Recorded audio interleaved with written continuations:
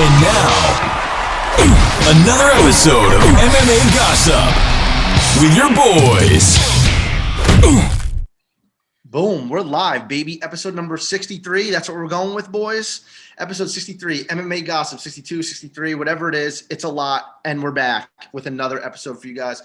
We got a lot going on, as I say all the time. The MMA world, JiuJitsu world, which we're huge fans of, never sleeps. Always something fucking going on. UFC, PFL, Bellator, there's fucking everything. A lot's going on. UFC veterans fighting other promotions. PFL's finally back with number 3, season 2021, Bellator 258. The UFC card this weekend is probably, honestly, I think I'm the least hyped for the UFC card this weekend out of the 3. Obviously, most hyped for Bellator, baby. Sponsor us. But, yeah, our socials at MMA X Gossip across the board. We gained 4 more YouTube subscribers this week, so thank you very much. Keep that coming. Like, comment, and subscribe if you are listening right now. We genuinely appreciate it. Thank you to all those who already have. With that being said, Mike, take us through it. All right. As always, we got a lot going on in the mixed martial arts world. We got PFL on Thursday, PFL 3 of the 2021 season. We got Bellator coming back with Juan Archuleta taking the main event with Anthony Pettis' little brother, Sergio. And then the main event on Saturday has been confirmed for UFC. It is Waterson and Rodriguez. Wow. But real quick, I'm going to give you guys a real quick breakdown of PFL. Got some interesting matchups, a couple of ones that are definitely not worth mentioning, but definitely some interesting ones as well. So you got UFC veteran Justin Willips going up against Denis Goltsev. Willis is the underdog. He didn't fare too well in the UFC, but he didn't do awful either. He just wasn't that great of a talent. UFC said, fuck you, see you later. PFL's like, come on board. We got Cindy Dandois and Caitlin Young. Nothing really here, but Cindy Dandois has been around for 10 plus years. I'm sure you heard that name. Slight underdog there. This one's pretty interesting. Excuse me. Sorry, Helena Kolesnik. I can't really pronounce it. Helena Kolesnik versus Taylor Guardardo. And it's interesting because they're both Invicta prospects that have been around for a really long time. Probably the lowest level MMA you'll ever see, which is why it's on PFL's opening main card. We got 0-1 versus 5-2. So that's going to be super fun. And then main event time or co-main event. Kayla Harrison making her much-awaited return to the 2021 season, going up against Mariana Moraes. And if you don't know that name, don't worry, but she's been around for a minute. She's been around for a really long time. She's fought in the UFC. She's fought in Invicta. She's fought a lot of people that you know. Excuse me, not in the UFC. She's fought in Invicta, but she's fought the likes of Ariane Lipsky, Carol Hosa, Roxanne Modafferi, Lara Procopio, Norma Dumont, Vanessa Mello, all UFC fighters. So she's got a huge record, but nonetheless, she's a plus 850 dog. We know exactly where this fight's going. Kayla Harrison is going to demolish her in probably the first round. We got Muhammad Usman, this big dude, big favorite, minus 380, going up against a no-name guy from probably the middle of the country that no one's ever heard of. Fort Benning, Georgia, exactly. Trying to get a little love behind Muhammad Usman here. And then main event. I got a hot take about this one, guys. I want to hear your thoughts, too. You got Fabricio Verdum, freshly released, or not released, but kind of like a, See you later. Yeah, see you later. Fabricio Verdum, 43-year-old, going up against Renan Ferreira. So Renan Ferreira is kind of a guy that hasn't been competing all that often, but he's also been around for a long time. So for example, he fought Vinicius Moreira in 2016, but he only had 5 or 6 fights since then. And he's been on LFA. He defeated Jared Vandera. I'm sure you heard that name. He was on Contender Series. He's fought one time in the UFC. But he's freaking huge. If I'm not mistaken, I think he's 6'7", maybe even taller, 6'10". He's listed on Tapology, and he's a plus 225 dog against, Fabricio Verdum. It could be one takedown and the fight's over soon after, but it could also be a situation where this dude hits hard. He's athletic, and I think there's a little bit of value on him at plus 225. But nonetheless, it's a perfect PFL card for a Thursday night, coming home after work, crack open a beer, enjoy the fights, and ChrissyBellator is going to take it away for Bellator. Let's see what 258. 258. Yep, Bellator 258. Let me pull it up real quick. Bellator 258, they're back. Juan Archuleta will be taking on Sergio Pettis for the bantamweight title, defending his bantamweight title. My take here, Juan Archuleta was a featherweight who came down to bantamweight, whereas Sergio Pettis is a flyweight who came up to bantamweight. So there's going to be a size difference. Juan Archuleta is a little bit taller, longer reach. He's like, I think at least 3 or 4 inches taller, at a longer reach, bigger guy. Juan Archuleta is exciting to watch. He mixes it up well. He has a lot of finishes. He has like 13 or 14 finishes on his record. I think he's 25-2-ish, where Pettis goes to decision a lot, whether he wins or loses. I could totally see this going a 5-round decision, but I think if it goes to decision, the more it favors Juan Archuleta. So honestly, him at 170, I don't know what did you get him at, Mike? You were asking me if I thought the line was going to stick.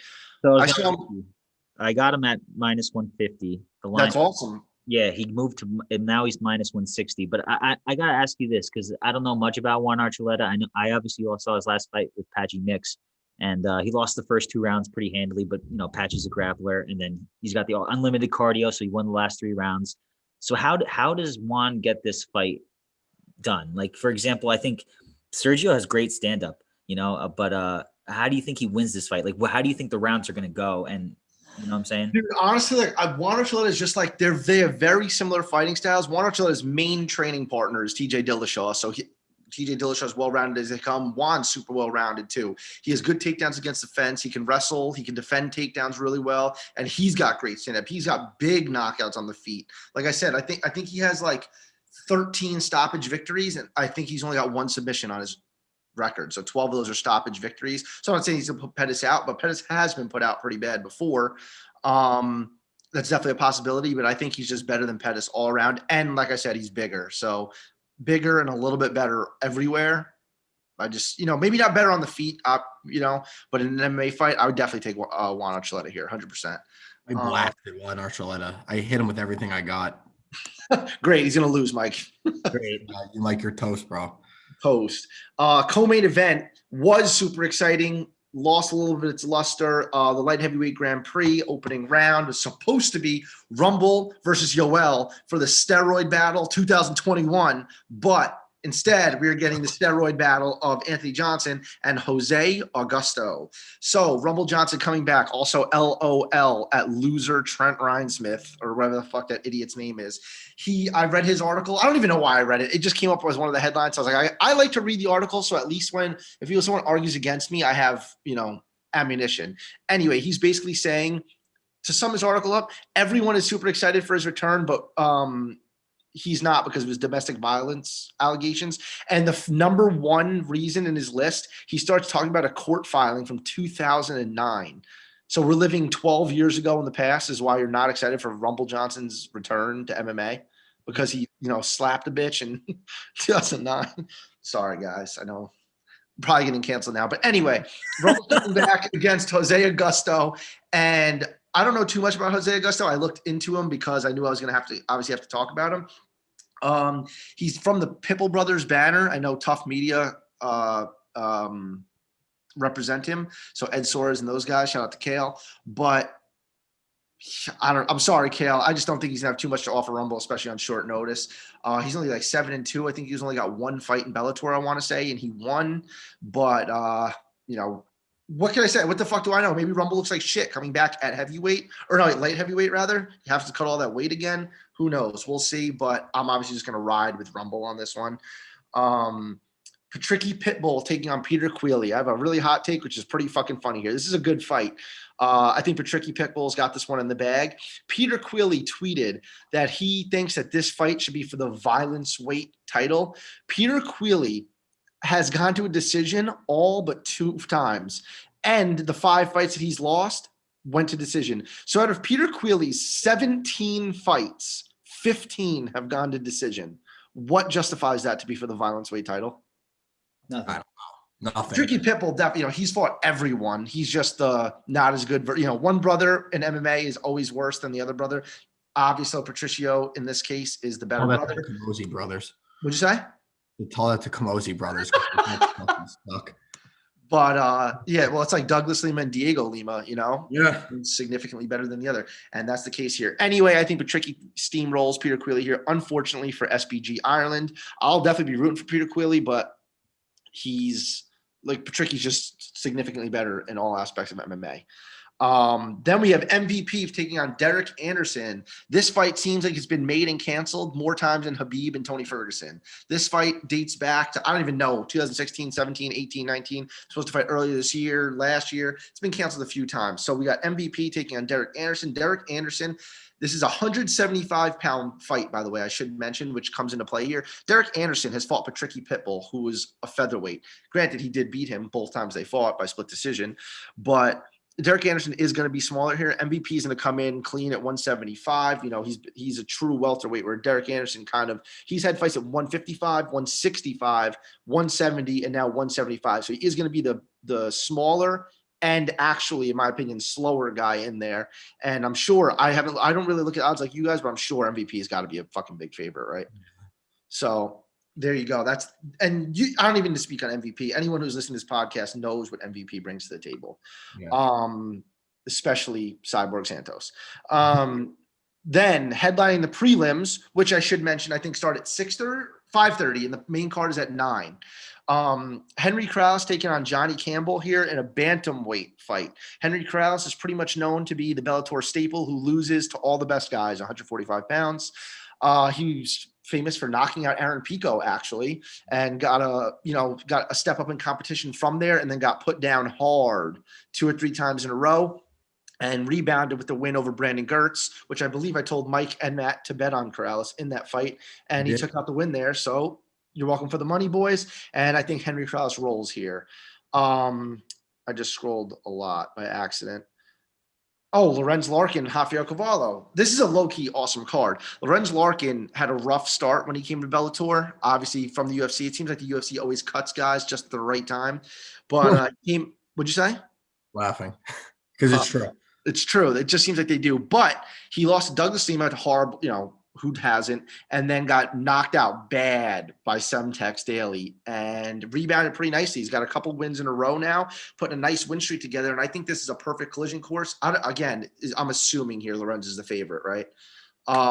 Pedro is 1-4 in his last 5 fights. He lost the middleweight title to Gegard, and it seems like he kind of just gave up on his career. He started his career like 15-0 or 15-1, and then just spiraled out of control, lost a few fights in a row, moved up to light heavyweight, lost again. So it just seems like he can't really find his place, and he's back at middleweight now against Lorenz Larkin, who's been on a bit of a run. Do you know what the odds are, Mikey, on that one?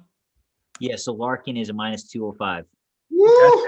I thought it was going to be even bigger than that, to be honest with you, but there you go.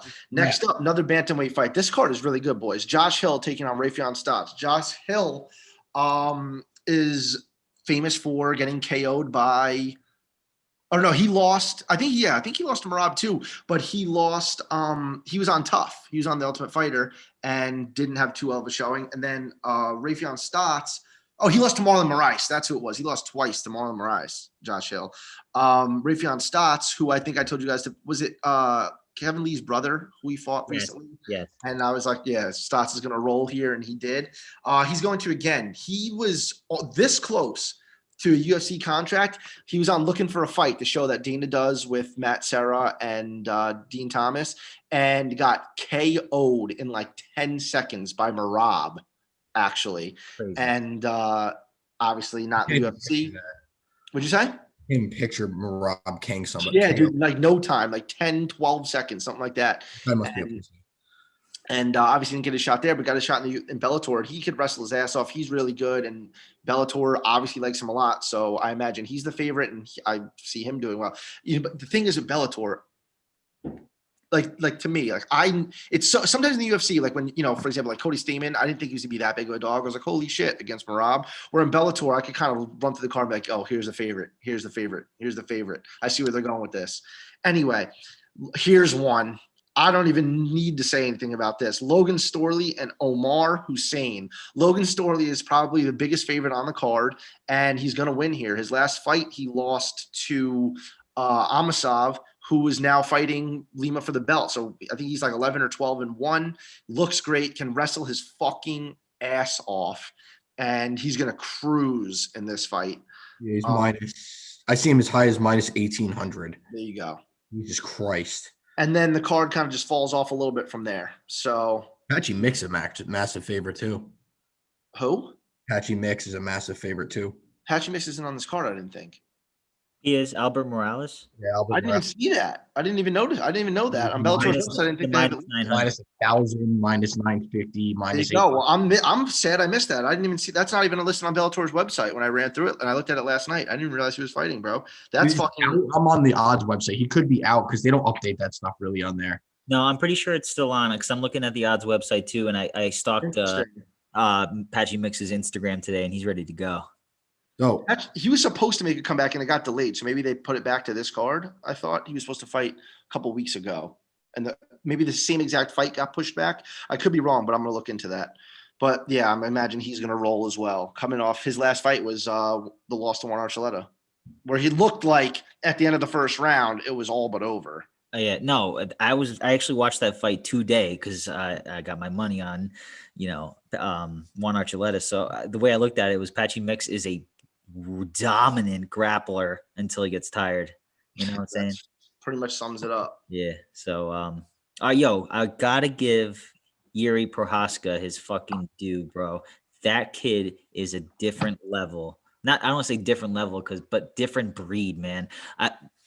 Don't quote me on this. I read it off somebody's story on Instagram, but I heard that back in the day, Jiri Prohaska got pissed off at his dog because his dog was barking during like his meditation, and then he killed his dog. what? Yeah. I'm not really a fan no more. No, but hear me out. Oh, here we go. Mike's defending dog killers. I'm not defending the dog killing. My point being is that he's a fucking ruthless killer, and Dominic Reyes never had a fucking chance. Bro, I can't. Like that is. Where did you see this? I'm looking this up right now. So I think you know him, Chris. You know who you got on Instagram? Who you got, bro? He's the one who put it on his story.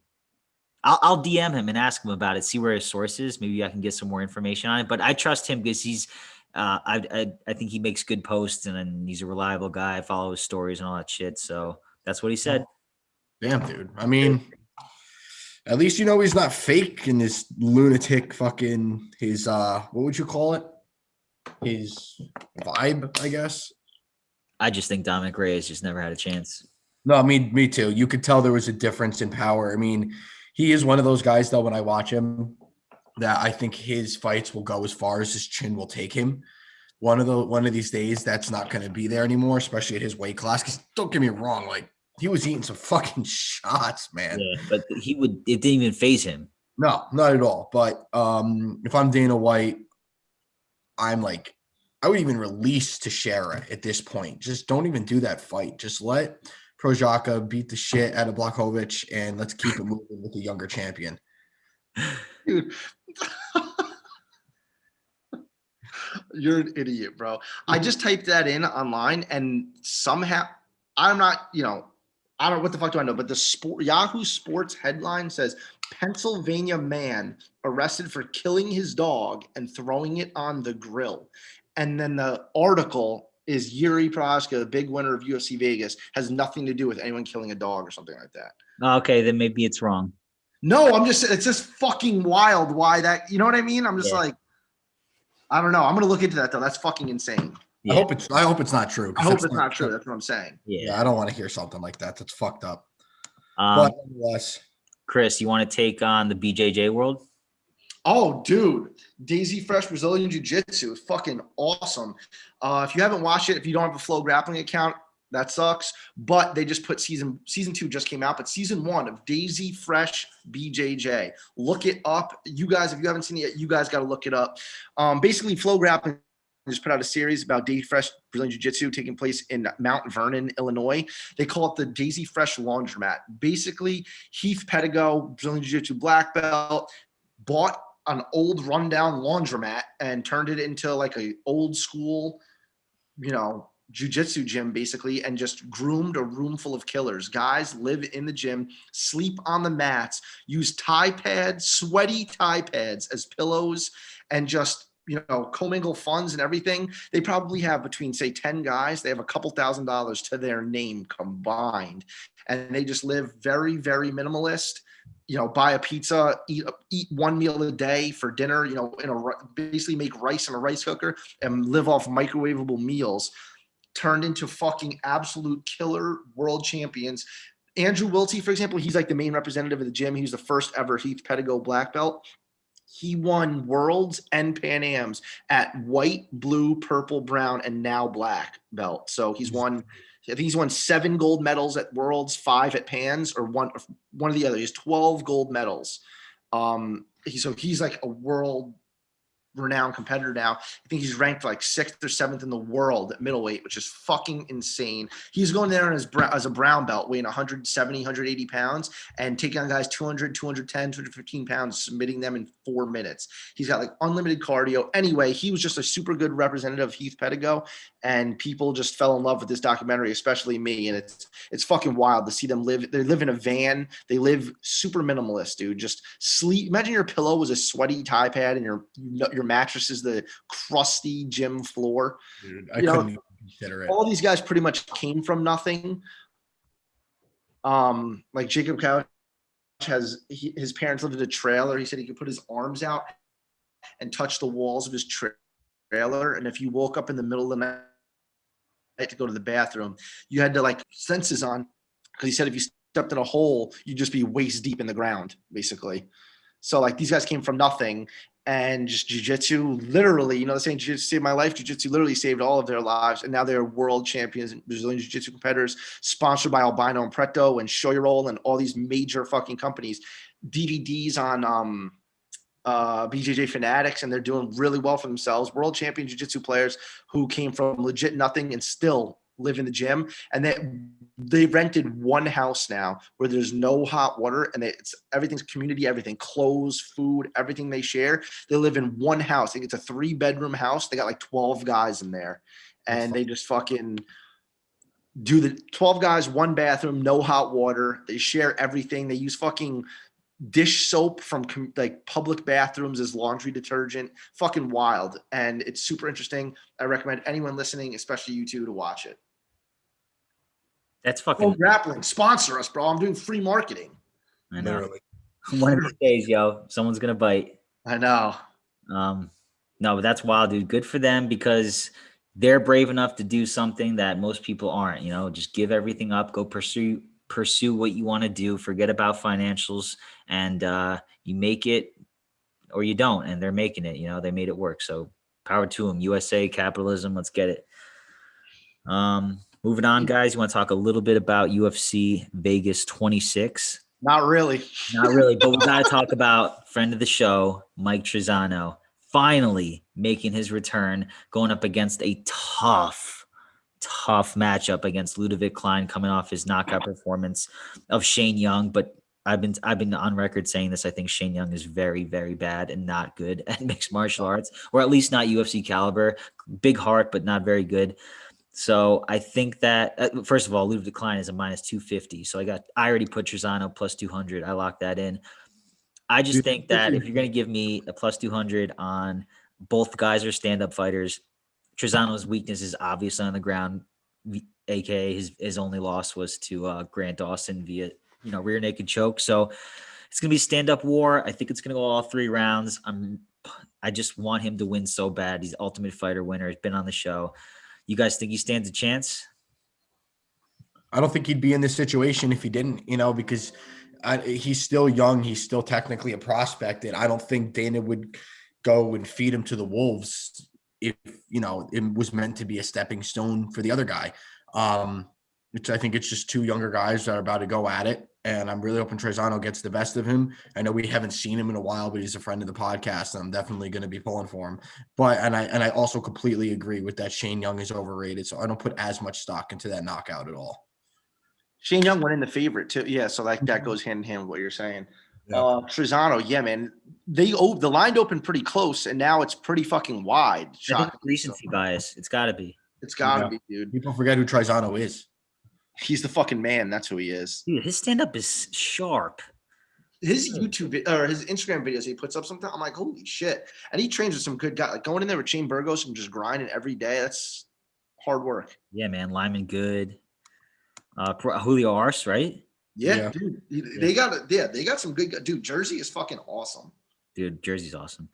It's so funny. Every day when I drive to the deli in town, I pass the fucking Tiger Schulman's billboard that has Trizano on it with boxing gloves on. Awesome. It's good marketing. Yeah. I'm pretty sure he lives in Parsippany, which is my hometown. So yeah, there you go. Real quick, I think this is worth mentioning. You know, Phil, I'm big on Phil Hawes. I think he's going to beat Kyle Dawkins, and it's crazy that Phil Hawes is the underdog here. That's my dog for the weekend for sure. Yeah, dude. Okay, I just gotta say something. When you look at a guy and that looks like Phil Hawes, he got the athleticism, the strength, the power. His cardio is a little questionable, but he went 3 rounds last time. And then you look at somebody like Chris Dawkins, or what was his name? Kyle Dawkins? Kyle Dawkins. The younger brother, Kyle Dawkins, Yeah. who looks like my math teacher. Like, dude, I'm all over Phil Hawes here. I think he's got a pretty big ceiling. I don't think he'll make it to the tippy top, but I think he's got the goods to make it pretty far. Thoughts here, guys, or you want to go right on to Hebas's return? Two thoughts. One, so what do they think? That Dawkins is going to come in more grappling heavy and take Hawes down? And yeah, but like if you got somebody with the athleticism and the wrestling prowess like Hawes, how's it going to get there? That's you what know, I'm I saying. hear you. Hawes just he doesn't have the best gas tank. I guess that's what they're relying on. And he's got a good chin. I don't know. Would you say he's got a good chin or a bad chin because he's on wobbly legs for almost 3 rounds? I think he's got a better chin than people give him credit for because Imavov is a sniper, man. You know, he's a great striker, and he did nothing against Hawes for 2 rounds until like the last couple minutes. So yeah. I don't know. We'll see. I just don't think that. I think Dawkins might suck. I don't know. I'm not Yeah. sure. I also think that he didn't wear a lot of the shots well because of how gassed he was, like which plays into what Chris just said. His gas tank definitely isn't the best, but I think it has a lot to do with his style. But you know, I wouldn't by any means be worried about him getting knocked out by Dawkins this weekend, regardless. Yeah, you're right. And he's around good people. He's at Hard Knocks, you know. So yeah, we'd be remiss. But we mention that Dillashaw obviously in Sanhagen was supposed to fucking headline this card and is not. TJ Dillashaw, probably my favorite fighter currently.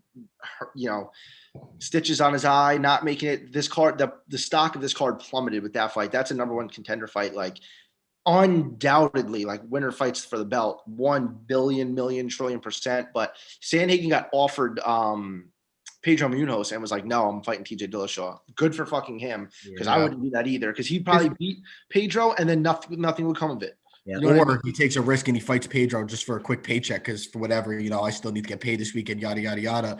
And Pedro uncorks one on him and sets him back. Yeah, or eats him up, chews up leg kicks. Who knows? I don't know. I want the TJ Dillashaw Sanhagen matchup anyway. And Aljo's out for a little bit, obviously. So him and Jan's delayed anyway. So fuck it.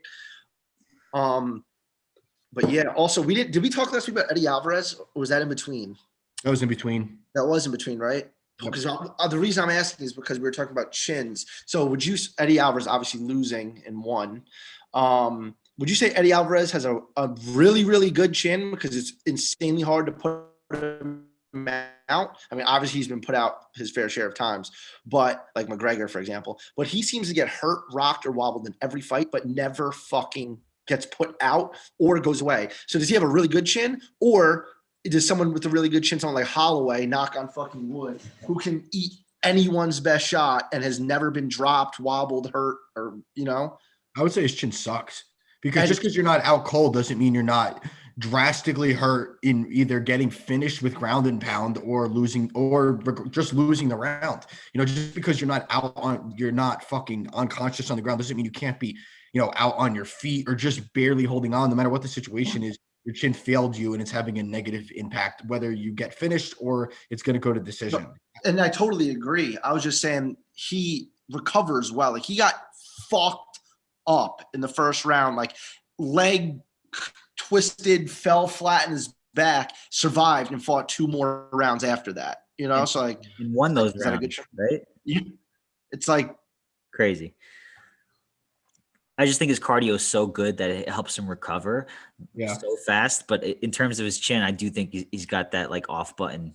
Yeah. Next Where were you going to Hill, right? In Hebas? I'm not touching Ben Rothwell at all. So Fuck that fight. go right to Hebas. Hebas making a return after a pretty vicious, getting knocked out twice in one fight against Marina Rodriguez, going up against, I hate her so much for no reason, Angela Hill.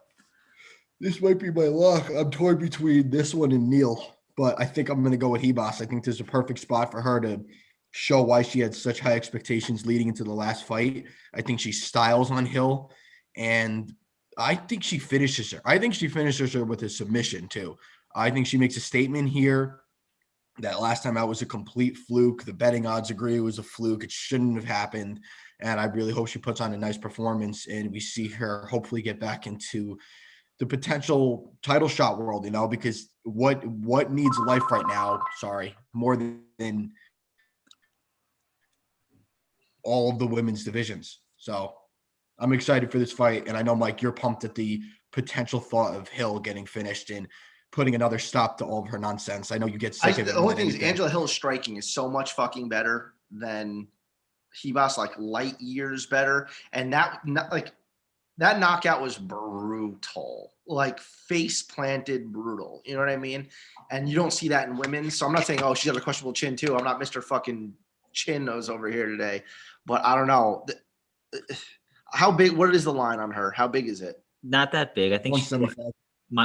Okay, that's It's reasonable. like hovering 180, 175. This could also go to, I can see Angela Hill losing a split decision, like keeping it standing, but Rebus getting those takedowns, submission attempts, you know what I mean? Just Angela Hill losing in classic split decision fashion. But it might be worth the dog money on Angela Hill here, and I hate to say it because I'm rooting my ass off for Amanda Hebas, but I don't know if that's just like that line just seems a little inflated still, Yeah. Really, really got like submitting Paige Van Zandt is kind of like, all right, congrats. Yeah, and she beat the shit out of Mackenzie Dern before Mackenzie really started getting her groove on. Right.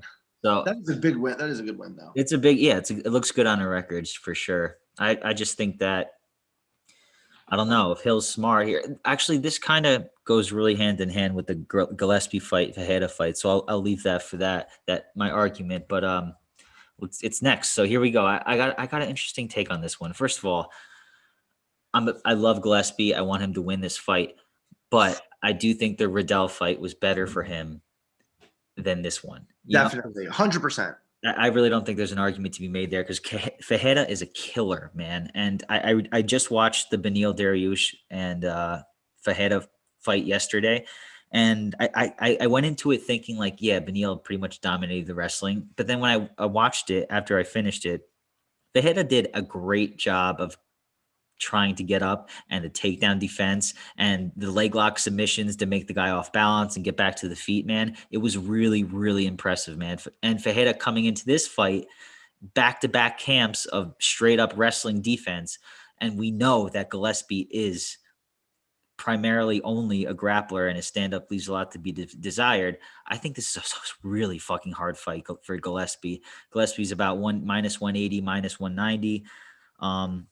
If you put a gun to my head, believe it or not, guys, I'm picking Fajeda to win this fight, but I'm rooting my ass off for Gillespie. I just think that maybe in the second or third round, Fajeda might be able to just catch him with something or, rock him or maybe keep it on the feet for rounds 2 and 3. I don't know. I think this is my personal main event. I'm excited as hell for this fight. I'm pumped for Gillespie's return. What do you guys think? Go ahead. Go first on this one. Dude, so I'm a really big fan of Blonde Fighter, and I've been saying that for a really long time, as you guys know. Her husband, Kyle Sarnara, is really good. Is like best friends, basically, with Gregor Gillespie. And I did not realize how dominant of a wrestler he actually was until I became more of a fan of him after his knockout loss against Kevin Lee, which I'm sure he came into that fight as a favorite too.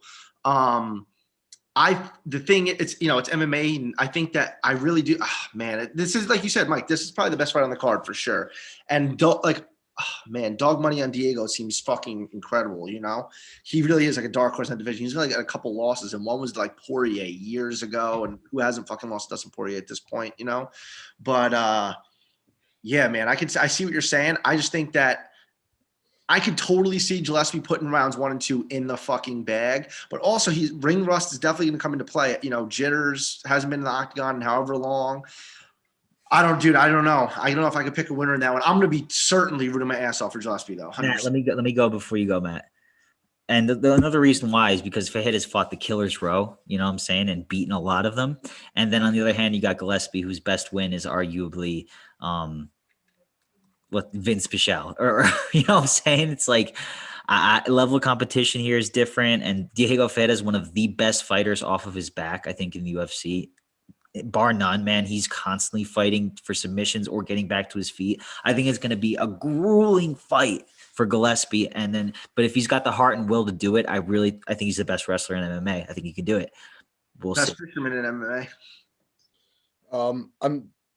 Gregor's definitely going to be one of my picks. I couldn't have been any less impressed with Fahea the last time out. I thought he was absolute dog shit. And I feel like outside of Anthony Pettis, he really hasn't fought anybody worth anything in a really long time. I mean, like, I've just been really unimpressed with him for forever. Like, I know that some people have considered him like a dark horse in the division. I literally just said that. Yeah, and I just never see it with him. I definitely think this match is set up for Gregor to. I know the UFC obviously definitely wants him to win. It's not even a question. I wouldn't say it's set up for him to win because, like Mike said, I mean, Fahea has a chance. I just don't see it. I think Gregor has rounds 1 and 2 in the bag, like Chris said, and I don't think that Fahea is going to give him anything he hasn't seen before, whether it was in a fight or in a gym. I just think he's all around going to style on him and show why he's the better fighter here. I'm really hoping, because I don't like Fahea at all. I don't know why Mike likes him so much, but Mike likes weird fighters. So, dude, I agree. In terms of athleticism and wrestling, man, it's in Gregor's pocket, man. If anything, it's a hard thing to overcome. If you don't wrestle your whole life like he has, it's like there's a difference between a guy that has struck his whole life against a guy that's just started striking. Like, wrestling is that it's in your fucking blood, man. I care what camp he went through. I don't care who he trained with. It's still not enough. Look at Gaethje. Like, wrestling with Usman all the time. He comes out. I'm not drawing comparisons here. That's saying he's Khabib. Comes out against Khabib, and it looks like he never wrestled a day in his life. And that was like one of our biggest arguments. Oh, he wrestles with Usman. Like, okay, it didn't even matter. Just some things. You were like, you had a personal vendetta against him after that fight. Fuck him, dude. Who did you tell with the remote? He came out and just said, I know I progressed these past couple of years, but I'm going to throw that all out the window and just throw hooks. Dude, did you tell more people to bet on Justin Gaethje as an underdog or more people to bet on fucking Greg Hardy? Greg Hardy. He goes, dude, Matt goes, dude, I didn't show up to jiu-jitsu for 2 weeks after.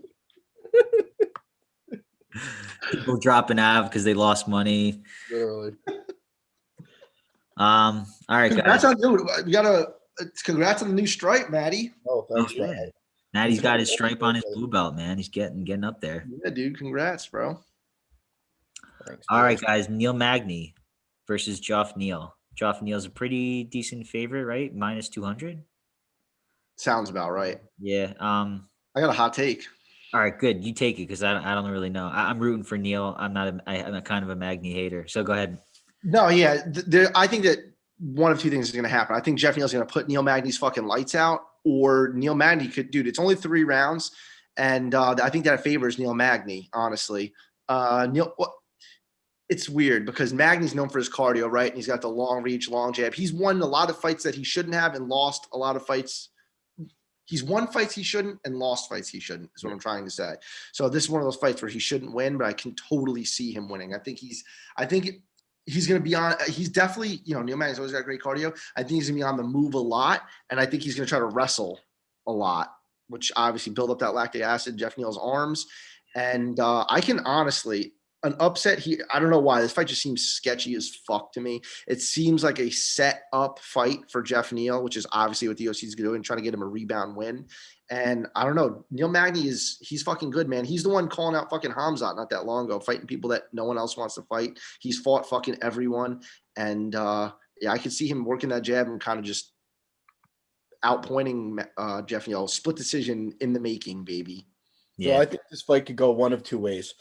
Neal's such a hard fighter to gauge because you get fights like, just looking at his record here, where he'll come out where he's the offensive wrestler. And when we see him as the offensive wrestler, he looks like he's pretty good. And then there's fights where he comes out and he's pumping his jab and he's using his ridiculous reach. And then there's fights where he's on the opposite end of an offensive wrestler like Chiesa. And when people try to wrestle him, it doesn't seem like he has much for them in terms of takedown defense. Cross that one out. He's not going to get wrestle fucked in this fight. I think this fight is going to go a lot like the Ponzinibbio fight. I think it's going to stay standing for a little bit. I think that Neal's definitely the more athletic fighter, while Magni is probably longer, that has better offensive wrestling, but I think the athleticism will offset that. And I think there's going to just be exchanges where you'd see the difference in power between Magni and Neal. And I think the damage starts to pile up and Magni gets a finish at some point. I just, like Chris said, though, it's a really weird fight. You never know what style you're going to get out of Magni. And to be honest, I don't even know what style is it from a betting perspective. Going into that fight, I don't know what I'd be hoping for. I was like, do you want him to come out and just pump a jab and use his reach? Do you want him to try to, like Chris said, build up some lactate, whatever, in his fucking arms, whatever the phrase is? Lactic acid. Lactic acid. He's lactating out of his arms. I don't know, man. It's a weird fight, but I'm going to stick with my guns here and say I've seen him in this type of bout before, and I just think he gets outpunched. So you're picking Neal, Joff Neal. I'm picking Neal. Okay. Well, they're both Neal, so. Yeah, well, Joff Neal. Joff Neal. Okay. I honestly, I couldn't tell you who's going to win this fight. I'm just going to go with the odds makers and pick Joff Neal. I'm rooting for Joff Neal. I like you said, I think this is going to be a tale of two fights, or a tale of, you know what I'm saying? It's going to go one way or the other. We've all said it. Cowboy Cerrone, last minute replacement is Alex Milkbag Morono. What are the odds on that? I think minus Cerrone is minus anywhere between 175 and 190. Dude, he's on a 5-fight losing streak. I know. I think he should win this fight, man. I mean, he's getting a matchup that I think really favors him. Like, Morono's not going to out-wrestle him if he decides to go that route. And then outside of that, they're two Thai fighters. And I feel like that favors Cowboy. And I don't think Cowboy by submission. Yeah, exactly. That's kind of what I'm saying. I feel like he's able to hurt him a little bit on the feet, take him down, and sub him. I don't think Morono offers anything from an offensive standpoint, unless Cerrone's chin is that shot, that's going to scare Cowboy off. I think it's a good matchup for him to get back in the win column. I hope so, man. I really fucking hope so. He's so many UFC records like on the line. Could you imagine if he won like 2 out of his last 5 fights? He would have every UFC record there is, basically. I want to see a Cowboy finish this weekend bad. I would love that, man. But Matt, explain to the fans why this fight is short notice for Alex Morono. Go off. Oh, God. Yo, I forgot for a second. Like you're the best person to explain this. Wait, what fight is this?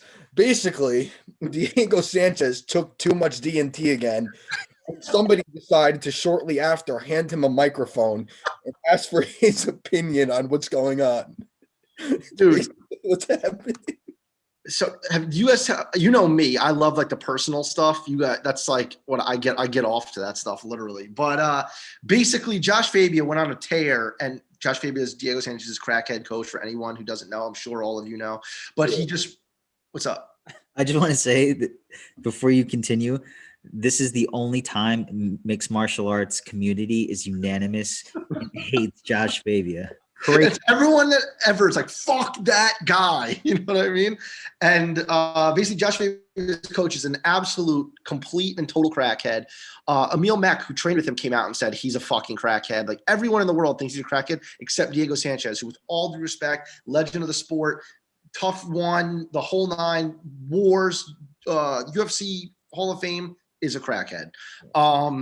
So he's the only one that believes this bullshit. Basically, Josh Fabia went around, even in the fighter meetings, calling out Olivi and Felder and whoever the fuck else is in the room. I don't even know who else is in the room. I know it was Olivi, Felder, John Anik was in the room, amongst others. But guys, you have guys like Bisbing saying he's an idiot. Shut the fuck up. Chiesa, tell him to shut the fuck up. Felder literally goes, I don't even know what the fuck you're talking about, which I thought was awesome. Matt Serra told him to fuck off. Matt Serra is awesome. I remember I'm looking for a fight one time. Dana White and him and Dean Thomas walk down the sidewalk and some dude tells Matt Serra to fuck off. And like the camera crew of Looking for a Fight is like stopping Matt Serra from like fucking up a random dude on the street. Like Matt Serra is like a legitimate fighter through and through. Like just one of those, like he reminds me of like Ali Quinta who trains with him, just like a Long Island guy who literally does not the person to fuck with, you know? He told Josh Faber to fuck off. So more of the story, his coach went on a tear and got Diego Sanchez kicked out of the UFC. His coach just said, you don't give us respect. You talk shit about me all the time, and made it totally about himself. Megan O'Leary was like taken back by it.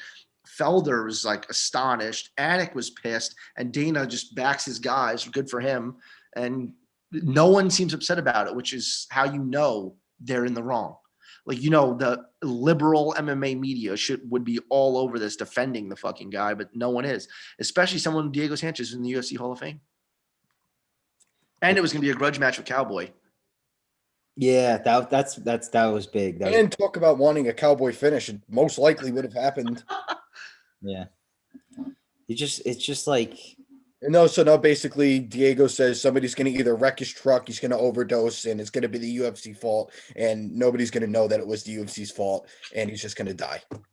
I just can't believe Diego posted that, 20-minute clip.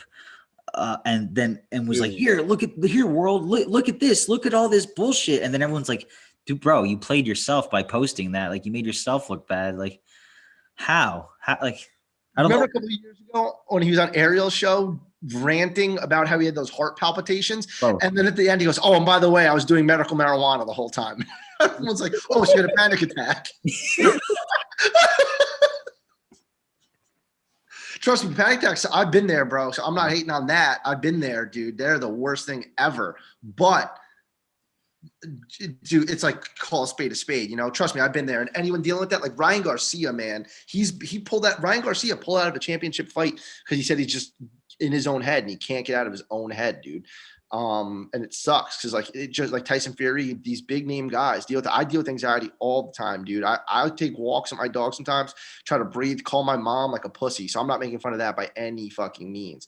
But Diego Sanchez, you didn't have heart palpitations or a heart attack. No one, angels, like you said, spoke to you. You were stoned as can be.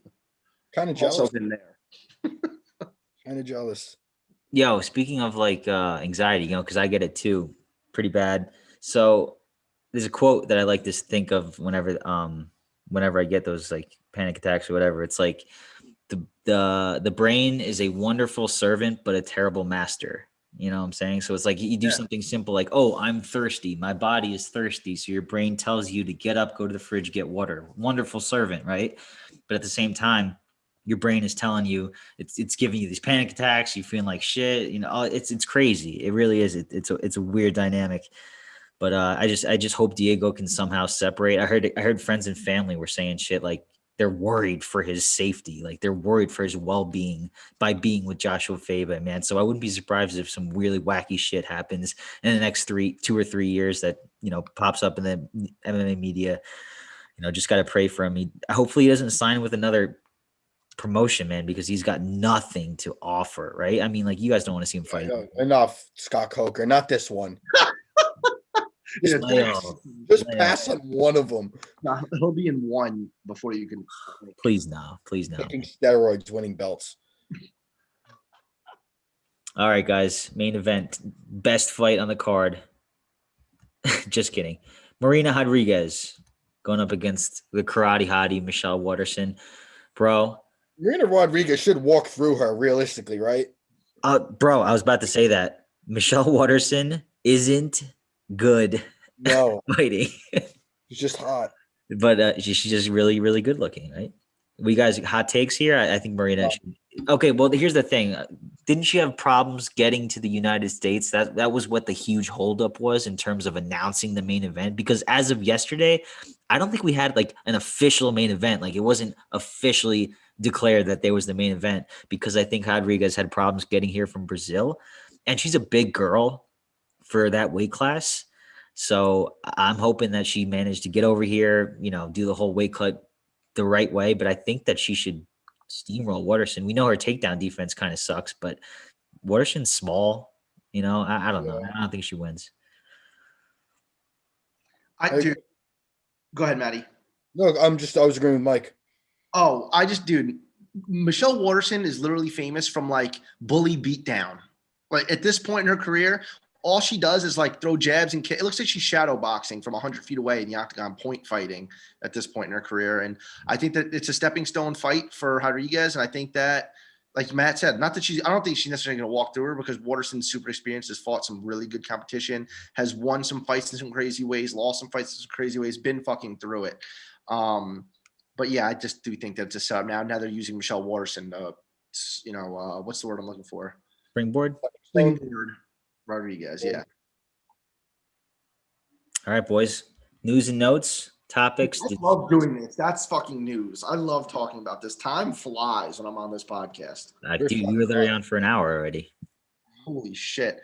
What? Anything else? I saw Usman got me pumped up.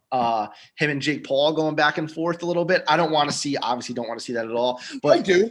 Actually, you know what? Fucking I do too.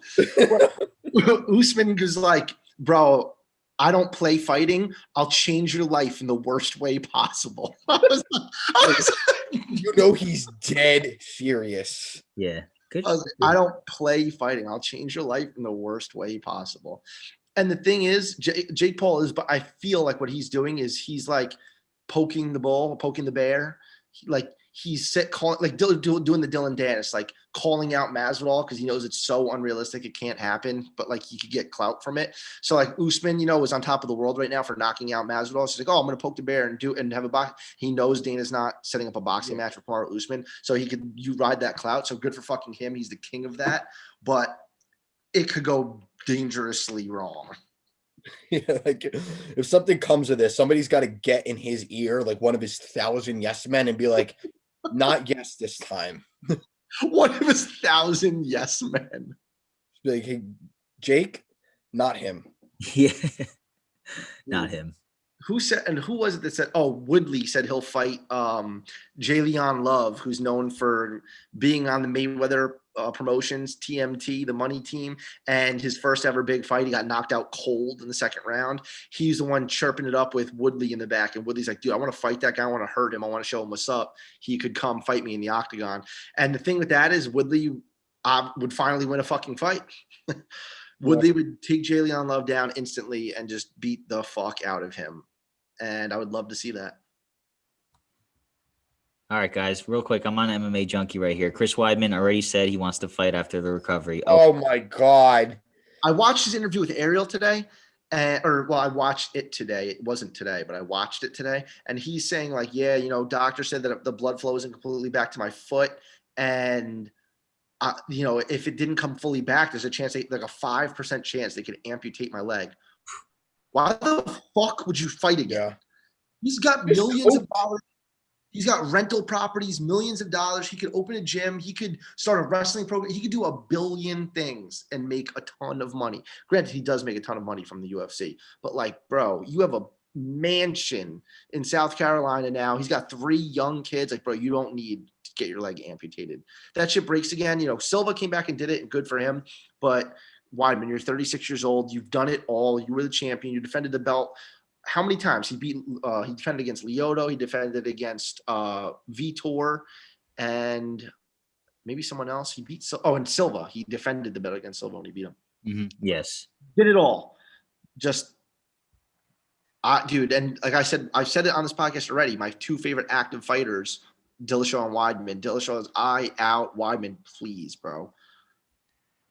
What do you guys think about this? Michael Bisping would like to see UFC fighters move up a division to avoid pitfalls of weight cutting. It's just never going to happen. Circumstantial. Yeah, so I mean, like, I hate when people say about like, oh, weight cutting's bad, weight cutting's this. It's like, no, weight cutting isn't bad. It can be bad, but it's not bad if you do it the right way. Right. So like I know like not every fighter can have like a nutritionist and a fucking cook and a, diet prepper, you can't, not everybody's going to have these things, but like, listen, if you got 14-year-old kids that are cutting weight in high school and, they're doing it fine. You know what I'm saying? It's just like every once in a while, you're going to have a fighter that's a little bit woozy or, he was in the sauna for too long. And it's just like, oh my God, these fighters are going to die. No, they're not going to fucking die. Maybe Darren Till, because he was a psychopath when he did it. Yeah. But I know that grinds my gears, man, because obviously I was a wrestler my whole life. I cut weight my whole life, and I get it.